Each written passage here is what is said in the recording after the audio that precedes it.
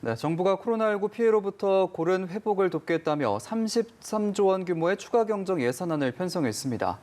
소득 하위 80% 가구에 1인당 25만 원씩 지급하고 방역 조치로 피해를 본 소상공인들에게 최대 900만 원까지 지원하겠다는 것이 골자인데요. 네, 안도걸 기획재정부 2차관과 함께 2차 추경의 자세한 내용 들어보겠습니다. 어서 오십시오. 어서 오십시오. 네, 안녕하십니까. 예, 반갑습니다. 요즘 바쁘시죠? 네. 예. 자, 이번 2차 추경이 슈퍼 추경이라고 불릴 정도로 규모가 큰 예산인데 주요 지원 분야를 간단하게 좀 설명을 해주실까요? 네, 알겠습니다. 예. 이번 2차 추경은 코로나 피해 지원과 완전한 고용과 경제 회복을 목적으로 지금 편성이 되었습니다.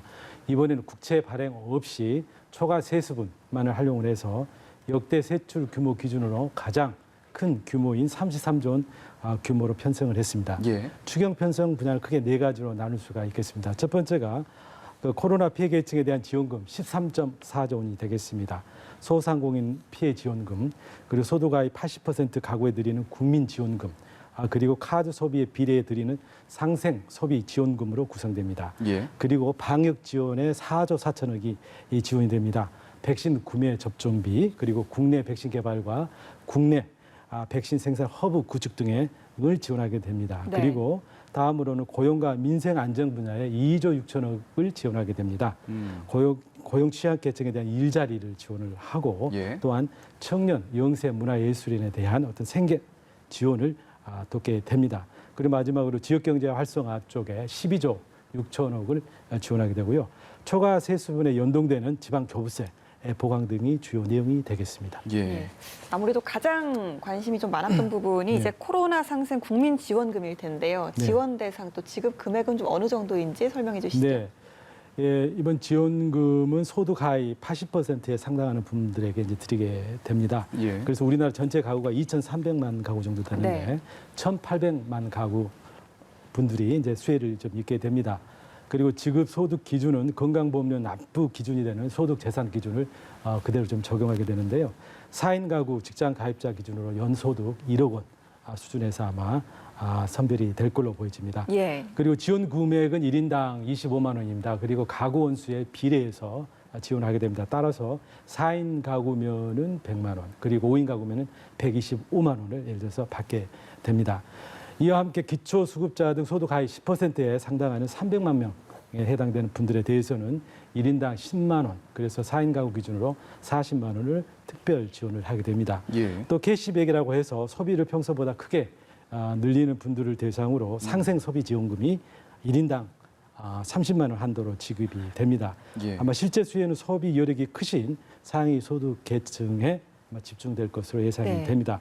이렇게 이번 국민지원금은 소득 계층별 특성을 좀 반영을 해가지고 또 어려운 분들에게 두텁게 지원이 되도록 하는 이렇게 차별적인 내용으로 설계를 하였습니다. 예, 그렇군요. 자, 그리고 소상공인 손실 보상과 피해 지원 기준에 네. 대해서도 좀 정확히 알고 싶은데 특히 정부와 여당이 피해 보상을 소급 지원에 버금가게 충분하게 지원하겠다라고 했었는데 네네. 이 부분도 잘 반영이 되었는지도 궁금하네요. 네, 그렇습니다. 예. 소상공인 피해 지원은 두 가지 방식으로 지원이 되겠습니다. 오늘 국회에서 소상공인 지원법이 통과가 돼서 손실 보상이 제도화가 되게 되었습니다. 예. 그래서 향후에 발생하는 손실 보상에 대해서는 정부가 객관적인 기준과 절차에 따라 가지고 있지 않습니까? 개별 소상공인의 피해와 보상 소요를 정확히 산정을 해서 지급하게 됩니다. 정부는 이번 추경에서 금년도에 발생할 것으로 예상되는 어떤 재원 소요 6천억을 이제 반영을 했습니다. 이와 함께 기존에 발생한 피해에 대한 지원금이 이번에 별도로 지원이 되게 되겠습니다. 이거는 저희들이 희망 회복 자금이라는 이름으로 지원을 해드리게 됩니다. 그래서 이번에는 그 지원 등급을 업종별로 봐서 영업 규제 기간 또 그리고 규제의 강도 그리고 피해 규모 등을 종합적으로 저희들이 감안해서 24개 예. 구간으로 나눴습니다. 그리고 지원 단가도 최소 100만 원에서 최대 900만 원까지 차등해서 이제 지급을 좀 하게 되겠습니다. 그동안 4차례 지원금이 지원이 되었습니다. 예. 따라서 이번까지 포함하면은 최대 한 2천만 원 이상 지원이 되게 됩니다. 그리고 그런데 이제 이러한 현금 지원만으로 우리 집합금지 업종 등에서 발생한 피해를 다 보상해드리기는 좀 어렵습니다. 따라서 정부가 이러한 현금 지원 이외에 금융 지원을 하게 됩니다. 그래서 이번 추경에 6조 원 수준의 저리 융자 자금을 저희들이 추가 지원을 좀 하게 됩니다. 또 그 밖에도 세제 지원, 각종 공공요금 등에 대한 어떤 감면과 유예 조치들도 이제 병행하게 됩니다. 네. 이번 추경 청년 관련 지원책도 많이 담겼더라고요. 내용을 보면 이제 취업지원금, 임대주택 확대, 월세 무이자 20만 원 대출 등이 있었는데 좀 근본적으로 집값이 잡히지 않는 한 이게 근본적인 대책이 될 수 있을 것이냐 하는 물음도 좀 나옵니다. 어떻게 생각하시나요? 네, 이번 추경에서 가장 역점을 둔 정책 분야가 우리 청년들에게 희망 사다리를 놓아드리는 예. 것입니다. 예. 그리고 저희들이 일자리, 창업, 주거, 자산 형성 등 우리 청년들이 관심을 가지고 있는 4개 분야에 대한 패키지 지원책으로 저희들이 총 1조 8천억 원을 반영을 하였습니다. 먼저 일자리를 보면은 AI나 빅데이터 등 신성장 분야, 또 그리고 문화, 예술, 체육 등 청년들의 구직 수요가 높은 분야를 중심으로 3만 개의 일자리를 저희들이 새로 만들게 됩니다. 예. 그리고 구인난이 큰 소프트웨어 분야 등의 1만 명의 인력 양성 프로그램을 저희들이 또 추가를 좀 하게 되었습니다. 그리고 둘째로 창업 분야에 대한 지원입니다. 아이디어만 있으면은 손쉽게 창업하고 사업을 키울 수 있도록 투자 자금을 저희들이 지원하게 되는데 모태펀드 등을 통해서 한 9천억 정도 추가 지원을 하게 됩니다. 그리고 청년들의 주거 부담이 큽니다. 그래서 역세권이라든가 대학가를 중심으로 해가지고 전세 임대주택 5천호를 네. 추가 이제 공급을 하게 되는 내용도 이제 포함됩니다. 그리고 마지막으로 우리 청년들의 자산 형성을 지원토록 중소기업에 신규 채용되어 2년간 근로자들이 300만 원을 적립을 하면은 국가가 900만 원을 매칭해서 지원해주는 제도가 있습니다. 내일 채움 공제 대상이라고 하는 대상도 저희들 2만 명 추가 지원하게 됩니다. 이렇게 우리 청년들이 가장 원하는 채용과 창업 기회를 좀 늘리고 또 예. 청년들이 가장 힘들어하는 주거비 경감과 자산 형성에 저희들이 이번 추경 내용을 담았기 때문에 상당히 도움이 되리라고 기대를 하고 있습니다. 예. 지금 이 일자리 얘기를 좀 더 해보면 네. 이번 고용대책에서 신규 일자리가 16만 개 창출을 목표로 잡았는데 네네. 이 중에 10만 명 가량이 공공 일자리로 보입니다. 네. 때문에 일각에서는 이런 부분보다는 민간에서 좀 일자리 창출을 하는데 도움이 되게 재정 투자가 이루어져야 되는 것 아니냐라는 지적도 나오고 있거든요. 어떻게 보십니까? 예. 이번에 16만 4천 개 일자리가 이제 마련됐는데요. 그 중에서 5만 3천 개는 IT 등 유망 산업 분야에서 중소기업이 근로자를 신규 채용할 경우 정부가 고용 장려금을 드리는 형태입니다. 예. 따라서 이만큼 양질의 민간 일자리가 만들어진다 이렇게 말씀드릴 수 있겠습니다. 예. 나머지 11만 개 정도가 이제 공공 부분에서 일자리를 직접 이제 만들어 드리는 것입니다. 이 중에서 6만 7천 개는 백신 접종 지원 요원, 또 휴가 시즌 관광지의 방역 요원 등 국민 안전 등에 직결된 긴급한 공공 서비스를 제공하는 일자리가 되겠습니다. 그리고 나머지 4만 4천 개가 노인이라든지 저소득층 등 취약계층의 일자리입니다. 그런데 이분들은 고용시장에서 자체 취업이 조금 어려우신 분들입니다. 예. 이런 분들에 대해서는 공공 부분에서 일자리를 이제 만들어 드려야 되죠. 그리고 그런 것들이 정부가 마땅히 해야 될 책임 영역이라고 생각을 하고 있습니다.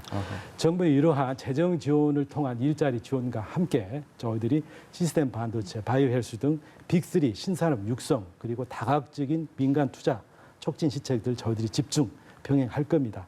이렇게 함으로써 민간 기업들이 양질의 일자리를 창출하도록 적극 뒷받침하는 조치가 병행된다고 말씀을 드리겠습니다. 네, 예. 알겠습니다. 그리고 또 백신 방역 보강에 4조 원 넘게 들어갑니다. 그중에서도 네. 백신 추가 구매 비용이 1조 5천억 원이더라고요. 네. 4월에 좀 당초보다 4천만 회분 늘어난 1억 9,200만 회분 네, 맞습니다. 계약을 좀 끝났다고 발표를 한 바가 있는데 이번 추경에서 좀 그동안 백신 공급이 상반기에 원활하지 않았다는 이유가 뭐 구매 대금 부족 때문이다 이런 우려나 주장도 있었는데 좀 관련된 게 아니냐 이런 의문도 있더라고요. 네, 정부가 금년 도입키로 한 물량이 1억 9,200만 회분입니다. 예. 이런 백신 물량은 제조사와 계약을 모두 완료했고 상반기 도입키로 한 물량을 차질 없이 도입해서 지금 접종 중에 있습니다.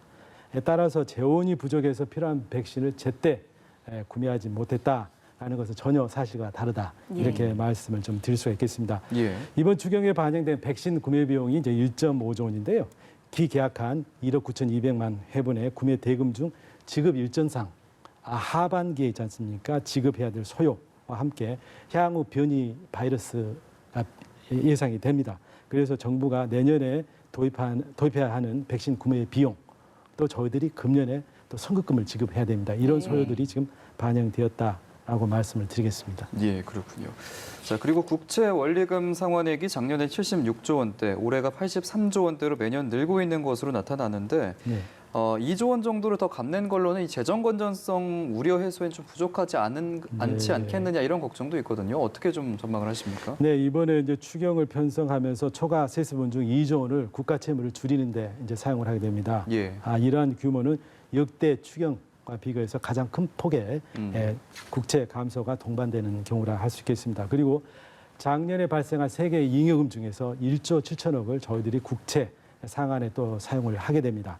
이 둘을 합쳐 보면 이제 3.7조 원의 재원을 가지고 올해 국채를 조기 상환하는 재원으로 저희들이 활용을 하게 된다. 이렇게 좀 말씀을 좀 드리겠습니다. 그리고 이제 우리나라 재정 건전성에 대해서 여러 이야기들이 있습니다만은 현 지표로 보면 주요 선진국 대비해서는 굉장히 양호한 수준이다. 이렇게 말씀드리겠습니다. 작년 말 기준으로 GDP 대비 국가 채무 비율이 48.7%입니다. 이거는 선진국의 120%의 40% 수준입니다. 그리고 작년에 코로나19를 부과하면서 모든 나라들이 있지 않습니까? 국가 채무 비율을 늘렸습니다. 그러나 그 증가 폭에 있어서 우리나라가 있지 않습니까? 가장 좀 적은 편에 이제 속합니다. 예. 그러면서도 저희들의 작년도 경제 성장의 그 낙폭이 가장 적지 않았습니까? 이렇게 보건대 정부가 굉장히 가성비가 높은 재정 운영을 했다. 이렇게 저희는 좀 평가를 좀 하고 있습니다. 그러나 정부는 위기 극복 과정에서 지금 국가 채무가 빠르게 지금 늘어나고 있습니다. 그리고 예. 고령화 등 중장기 재정 여건을 감안해서 저희들이 재정 건전성 관리 노력을 좀 보다 본격화하려고 합니다. 그래서 경제 회복 추이를 고려하면서 재정 지출 증가 속도를 저희들이 조절을 해 나가고 있습니다. 그리고 탄로소득 과세 강화 등 저희들 세액 기반 확충 노력을 더 강화합니다. 그리고 재정 준칙의 어떤 법제화와 또 선제적인 총량 관리 노력을 보다 용이 주도하게 저희들이 추진해 나갈 계획으로 있습니다. 네, 알겠습니다. 오늘 이 시간 정부의 추가 경정 예산안 관련 내용을 안도걸 기획재정부 2차관과 함께 이야기 나눠봤습니다. 오늘 말씀 고맙습니다. 고맙습니다. 네, 감사합니다.